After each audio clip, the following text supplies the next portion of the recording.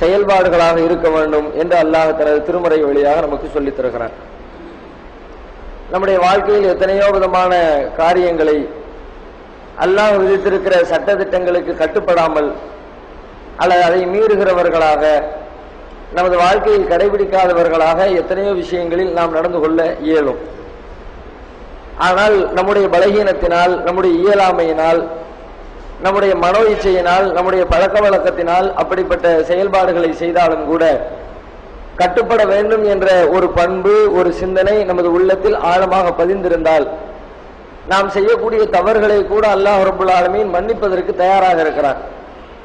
அந்த கட்டுப்பட வேண்டும் என்ற உணர்வு இல்லாமல் ஒரு அற்பமான விஷயத்தை, அல்லாஹ்வுடைய கட்டளையை நாம் மீறி நடந்தாலும் கூட அல்லாஹ் அதை மிக பாரதூரமானதாக, மிக பெரிய ஒரு பாவமாக அல்லாஹ் எடுத்துக்கொள்கிறான்.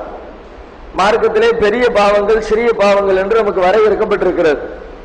வட்டி வாங்குவது பெரிய பாவம், இணை கற்பிப்பது பெரிய பாவம், பிற உயிர்களை அநியாயமான முறையில் கொலை செய்வது பெரிய பாவம், பெற்றோர்களை நோவினை செய்வது பெரிய பாவம், பொய்யான முறையில் சாட்சி சொல்வது பெரிய பாவம் என்று பெரும் பாவங்கள் என்று நமக்கு மார்க்கத்தில் சில விஷயங்கள் பட்டியலிடப்பட்டிருக்கிறது.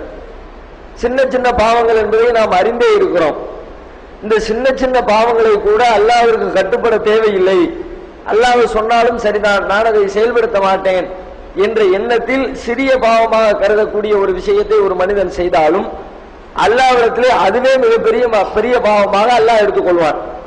உதாரணமாக ஷைத்தான் அல்லாஹ்வுக்கு செய்த பாவம் என்ன, இப்லீஸ் அல்லாஹ்வுக்கு செய்த குற்றம் என்ன என்று சொன்னால், ஆரம்பத்திலே அல்லாஹ்விற்கு கட்டுப்பட்டவனாகத்தான் அந்த இப்லீஸ் வாழ்ந்து கொண்டிருக்கிறான். அல்லாஹ்வுடைய சபையிலே தான், மலக்குமார்களுடைய சபையிலே அவனும் ஒருவனாகத்தான் இருந்து கொண்டிருக்கிறான். அப்படிப்பட்ட